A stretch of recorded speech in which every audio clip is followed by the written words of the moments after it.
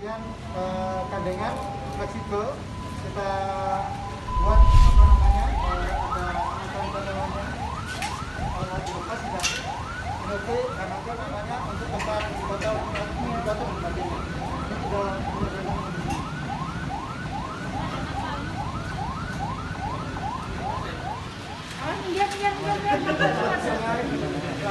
belum kok kayak sengaja.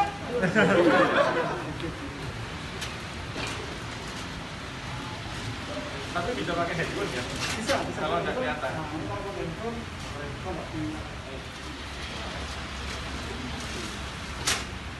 Jadi kalau belok bisa kelihatan, bisa dikendalikan. Kenapa? Tidak perlu mata melihat. Dan nanti ada kamera. Fotonya ada di lantai itu. Ruang mata bisa mengendalikan. Jadi operatornya harus membiasakan diri ada kamera office ini yang melihat sekeliling. Kemudian kita sedot. Nah, ini ada 14 nozzle yang plot. Nah, teman-teman pakai APD. Nah, bisa dilihat. Semua. Nah, ini. Nah, kemudian cairannya disedot sekaligus. Ini di sini ada vakum yang nyedot dari dia tidak kemana-mana, langsung ke bawah. Cairannya masuk ke vakum, udara yang keluar dikeluarkan lagi, tapi harus di UVC. Ini pakai UV, kemudian ada HEPA filter. Jadi udara yang keluar di sini mudah-mudahan sudah steril. Pemkot Surabaya hari ini, Pak. Ya, hari ini kita membawa 4 inovasi. Yang pertama robot service. Ini sebenarnya sudah kita sampaikan ke Ibu minggu lalu. Kemudian ada arahan dari Ibu untuk perbaikan. Saat ini kita serahkan dan kita tinggal. Kemudian yang kedua itu ruang sterilisasi APD. Ini juga improvement. Kalau yang kemarin ini ruang sterilisasinya ini masih terbuka, belum kedap udara.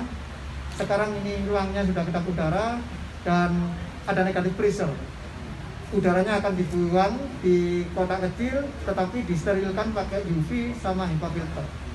Kemudian teman-teman yang di rumah sakit juga tidak khawatir desinfektannya atau cairannya, sisa cairannya akan mengalir kemana-mana karena ada vakum di sana yang membuat negative pressure sekaligus menampung cairannya.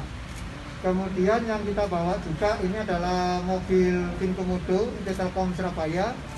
Sebenarnya mobil ini banyak kegunaannya, kemarin sudah kita gunakan untuk membagi sembako untuk masyarakat di sekitar kampus. Kemudian kali ini kita gunakan untuk menyemprot desinfektan. Nah, kemudian yang terakhir ini adalah kren pemulasaraan jenazah.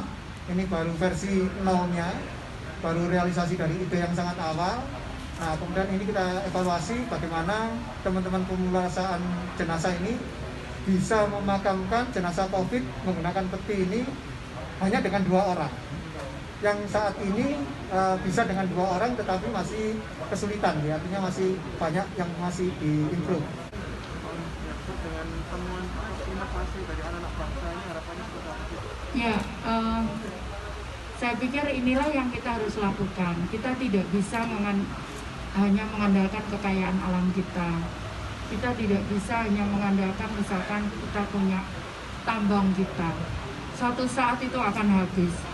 Namun dengan karya-karya seperti ini maka keberlangsungan bangsa ini akan bisa terjamin gitu, karena pasti ini akan bisa kemudian bukan hanya Indonesia yang membutuhkan tapi juga negara lain. Karena itu temuan-temuan seperti ini harus disupport dan di saat seperti ini ternyata Institut Telkom sudah memberikan sumbangsihnya yang banyak sekali untuk kota Surabaya.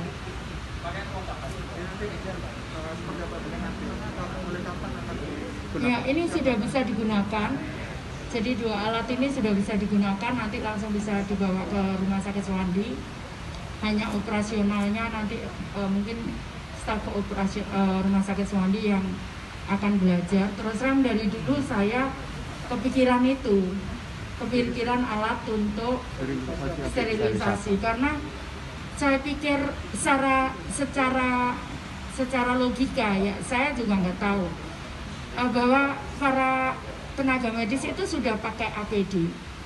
lengkap dia pakai APD. Secara teori itu sudah dihitung bahwa mereka tidak akan terpapar karena APD itu pasti juga dilakukan dengan penelitian yang tidak serta-merta kemudian bisa digunakan. Nah, tapi kenapa mereka tertular?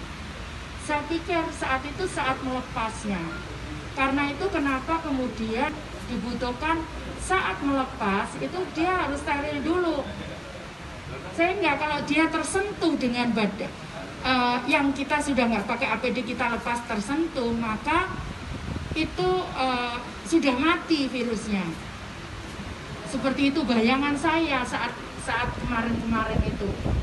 Nah, mudah-mudahan dengan alat ini bisa membantu tenaga medis lagi lebih safe, lebih aman, supaya mereka bisa membantu saudara-saudara kita yang saat ini sedang sakit.